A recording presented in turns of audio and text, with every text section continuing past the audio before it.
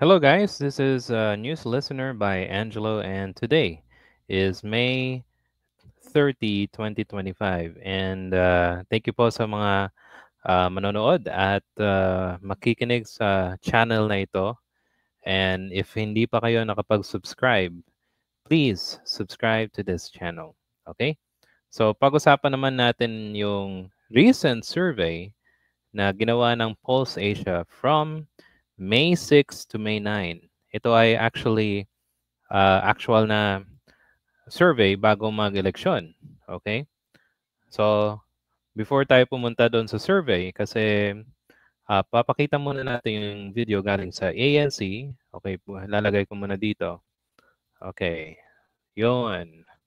Alright. And sabi dito, 63% trust Rodrigo Duterte, 50 kay Sara, 32 trust kay Marcos. Okay?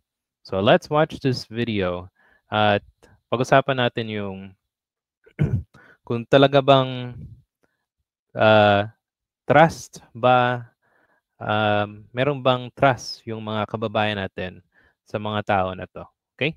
So let's watch. Survey of registered Filipino voters shows a majority of them trust ex-Philippine President Rodrigo Duterte. The poll was conducted from May 6 to 9, several days before the country's May 12 elections. Okay, so makikita nyo 63 kay Digong, trust. 50 kay Sara.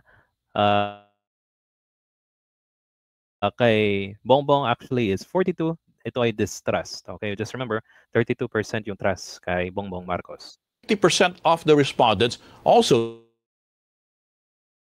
President Sara Duterte. 42% said they distrust President Marcos Jr.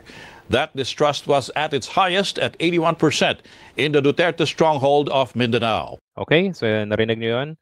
81% distrust.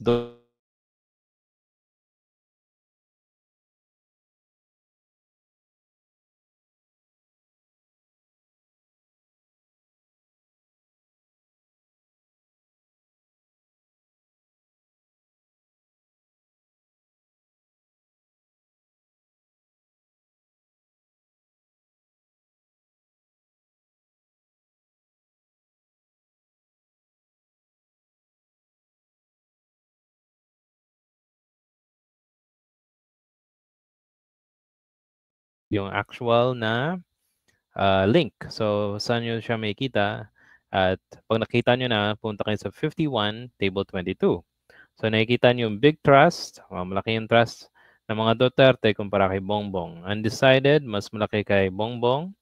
At small trust, mas malaki kay Bongbong, maliit yung sa mga Duterte.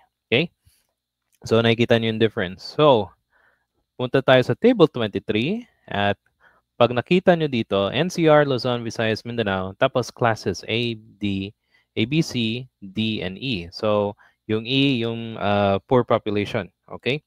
So, mas makikita mo na mas maraming nag-survey doon sa letter E at trust rating mas mataas doon sa mga Duterte. 3 lang puntos niya ni Bongbong Marcos doon sa Mindanao. Okay? And the rest, okay, kita nyo naman yung trust. Okay, sa undecided. Tapos punta tayo sa distrust. So, mas maraming na survey sa taga Mindanao kumpara mo doon sa mga, okay, mga Duterte. Tapos 81% sa kanya yung distrust. Okay? Mas maliit yung distrust doon sa mga taga Mindanao sa mga Duterte. Siyempre, baluarte nila yon eh. Di ba? Now, kung trust ang pag-uusapan, mapag ah, mapag mat kaya ba nating ilagay yung trust natin sa mga Duterte? Okay? So may papakita kong video sa inyo. Galing to sa 6 months ago. Okay? After nang sabihin, mamamatay muna siya ah, bago yung revenge plot niya. Okay? so, kung ikaw yung tao na makikinig nito, ewan ko kung gusto mo pa tong i-trust. 'Di ba? Paniniwalaan mo ba siya? Okay? So pakinggan natin. Pag namatay ako, I already asked a person to take revenge. So grabe, no? 'Di ba? Walang pang-alinlangan, 'di ba?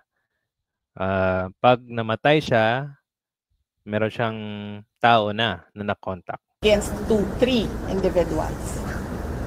So, my question now to the administration, is revenge from the grave a crime? Okay, pag natatandaan nyo, pumunta siya sa NBI para explain at hindi niya daw sinabi to. Right? So imagine guys, ilalagay mo yung trust sa taong katulad nito, 'di ba? Tapos yung tatay niya, yung trust na binibigay ng mga tao kay Digong, at kung hindi nyo na, kung nakalimutan nyo na, papaalala ko lang, ang dami ng plot na sinabi si Digong para patumbahin yung administrasyon ni Marcos. Okay? Tinawag niyang bangag, tinawag niyang yung mga mga military at police na parang